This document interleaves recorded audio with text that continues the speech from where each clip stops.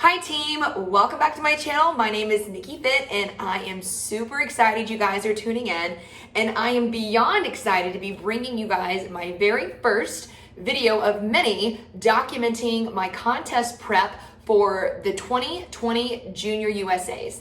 So I have previously competed in the bikini division of the NPC, and this year I am going to be moving over into the wellness division. So the wellness division, if you do not know, is a new category for the NPC in the US. They've been doing it overseas in Brazil and other places in Europe, but it's a little bit different than the other categories, and I'll explain why.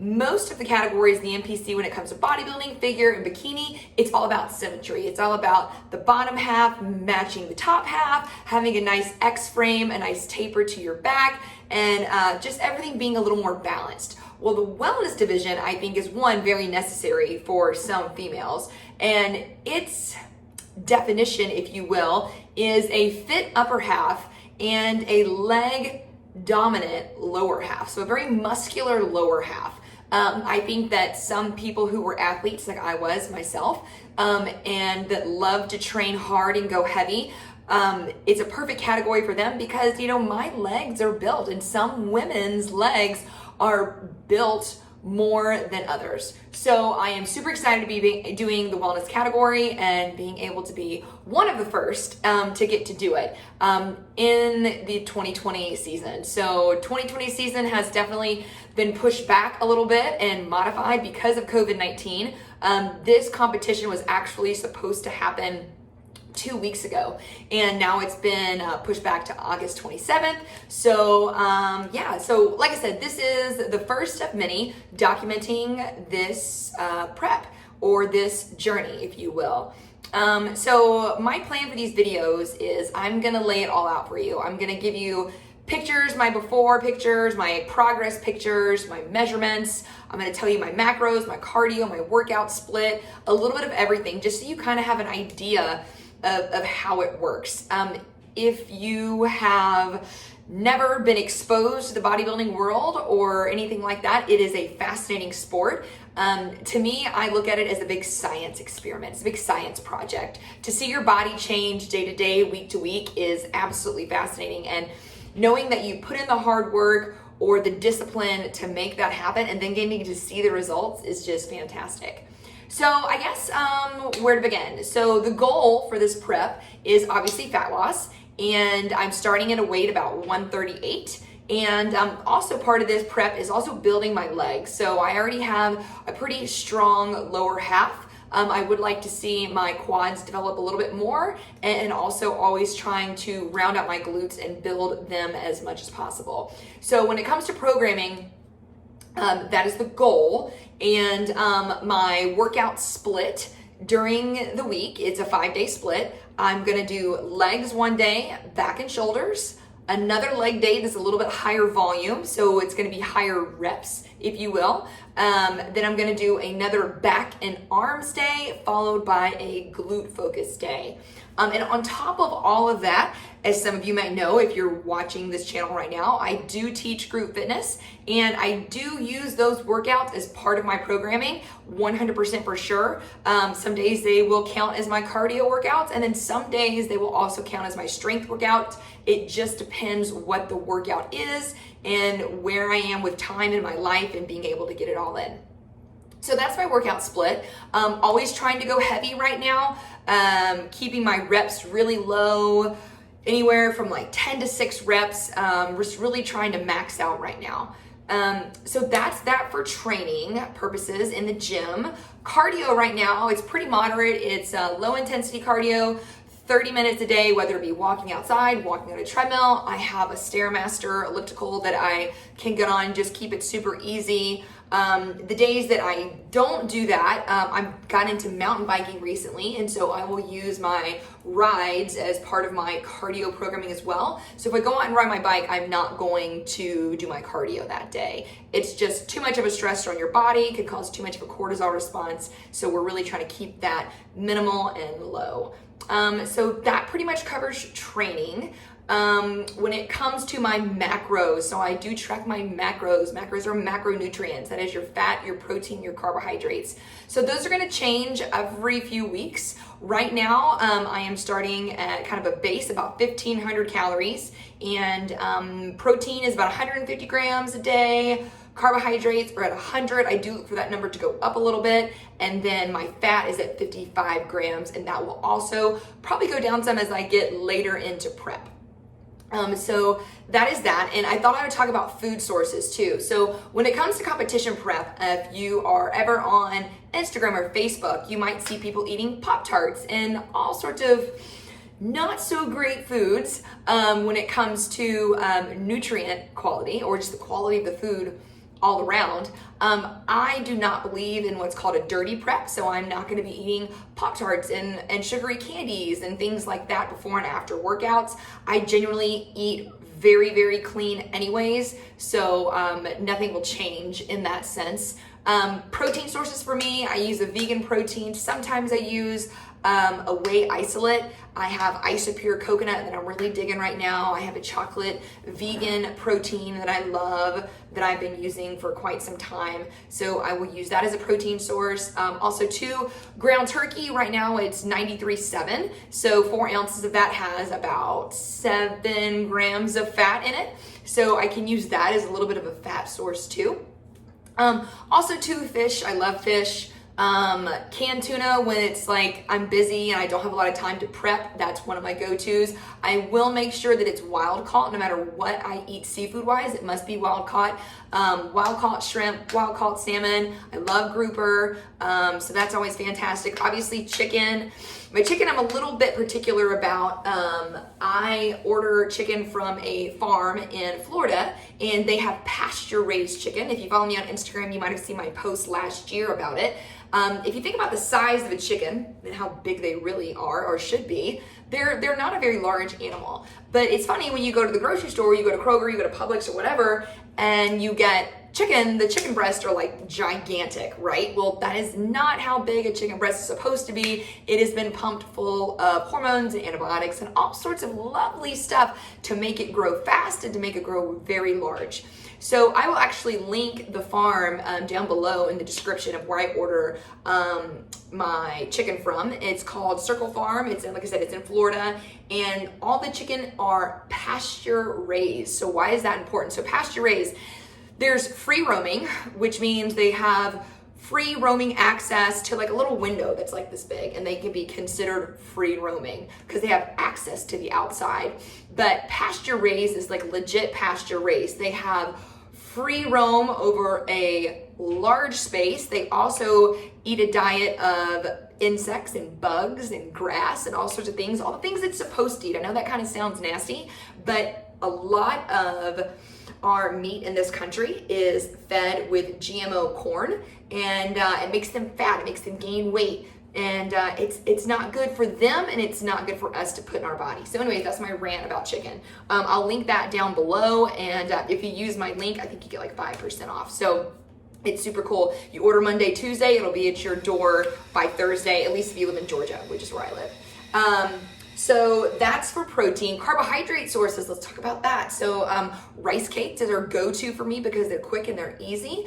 I don't really do gluten at all. I haven't done that in probably almost 3 years now. I say do gluten. I don't eat gluten. It has an inflammatory response in the body. I quit eating gluten, corn, soy, dairy about almost 3 years. Gosh, it's almost been 3 years now. And I feel fantastic. I will do another post about that where I have a picture that I took that are literally 2 years apart, like the same month, same like damn near week. And the change in my complexion is just astronomical. It's just night and day. I look like a completely different person. And I really do think it has everything to do with the quality and the type of food that I'm eating. Okay, I got off subject again. Carb sources. So sweet potatoes, rice cakes. I do jasmine rice. I try to just really break my macronutrients into really simple blocks when it comes to prep, like my carb is my carb, so it's rice. My protein is my protein. My fat is my fat, like whether it be avocado, olive oil, I'll get to that in a second. But because prep takes a lot of planning and a lot of forward thinking, for me, I have found, and this is gonna be my 5th show that I've done, I have found that it's easier to just eat simple foods. And honestly, guys, that's what we should be eating anyways. Real food, single ingredient food. That's what I tell my clients that I work with in nutrition coaching. Single ingredient foods. Your food should not have a nutrition label on it per se, right? So there's that. Now that doesn't mean that everything I eat does not have a nutrition label. That's not true. That would be false if I said that. But the ingredient list would be very minimal of whatever processed type food I would eat. Fat sources. So let's talk about that. So fat sources that I will use for this prep. Macadamia nuts, pecans. I'm not really a big almond fan, and I don't really do a lot of nut butters. And full disclosure, I don't do nut butters, and my husband's gonna laugh when he sees this. I can't keep almond butter in the house because I will literally eat the jar in like a day. It is like my drug. It's like my kryptonite. Like I can't not eat it. So I just don't even buy it. So part of getting married to me was he just no longer gets to eat nut butters, like ever. So, and if he does, he's got to hide it from me. So macadamia nuts, avocado, oils, olive oil, avocado oil. I cook with a coconut oil spray that I get at Whole Foods. It is actually their brand, and I love it. So yeah, I mean, that's pretty much it when it comes to the food sources. And I know that might sound like super plain, but I've been eating these foods for so long. The only difference when it really comes to prep is that I'm eating them in certain portion sizes and at certain times of the day. So that's, you know, pretty much that when it comes to food. Now, food will definitely change. My caloric intake will definitely change as prep goes along. My cardio will most likely increase. The goal is to lose as much weight and be able to do minimal cardio and eat as much food as possible while still losing weight. And that's how I work with my nutrition clients too. It's not about depriving yourself, and it's about how much can you eat? How little can you do when it comes to cardio? Prioritize your strength training. That's a huge, huge thing. And I feel like that a lot of my clients see the most success when they kind of push their cardio to the side and say, hey, you know, let's focus on our strength 3 to 5 days a week, depending on what their schedule is. And people usually see fantastic results when it comes to that. Okay, so up here in the corner, I'm gonna post my pictures that I'm gonna take in just a few minutes of my starting point. You should see a side and front shot, maybe a back shot. Yeah, I definitely hold a lot of body fat in my low belly and also my legs. It is the last place to come down. I feel like from the other competitions that I've done, I tend to lose body fat from the top down. I feel like my face gets leaner, my shoulders, my upper body, then my midsection and my legs are the very last thing to lean out. So it's fascinating how it happens. But yeah, I mean, that is pretty much my update. Week 1, once again, my weight is sitting about 138. I'm actually pretty happy about where I am, you know, being that we just went through this quarantine. I haven't really had an opportunity to lift much weight. This has been the first week back in the gym for me in, I don't know, 2.5 months, right? Or 10 weeks, however long we've been going through this. I've done my leg workout, my back workout, and I have another leg workout to do this afternoon. So yeah, that's pretty much it. I also have a Facebook group, Nikkifit Fitness. I plan to post more updates and pictures in there as I go. So if you are not a member, go ahead and click down below in the description and I'll put a link and you can check that out. And yeah, I'm just really excited about this prep this time. It was almost like perfect timing, you know, going through this quarantine, taking some forced time off from the gym, from work even, and I just feel like really ready to go. I feel like I'm ready to get on stage. I'm super excited about it, and it's going to be a great year. So I'm really looking forward to it.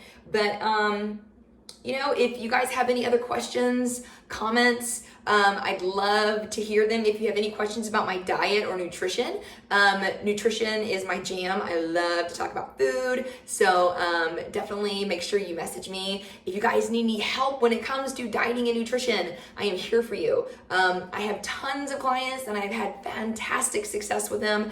And I know better than most how hard it is to lose weight, because now this will be the 5th time that I've done it.